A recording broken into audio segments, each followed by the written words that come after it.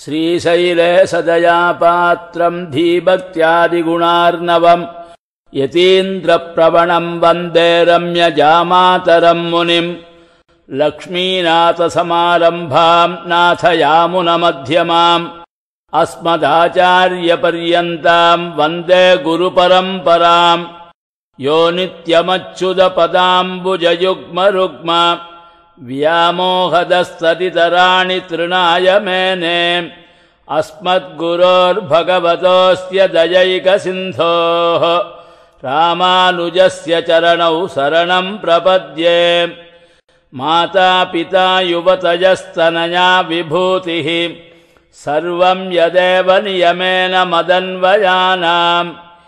आद्यस्य न कुलपतेर्वगुणाभिरामम् श्रीमत्तदङ्घ्रियुगळम् प्रणमामि मूर्ध्ना भूतम् सरश्च महदाह्वयभट्टनाथ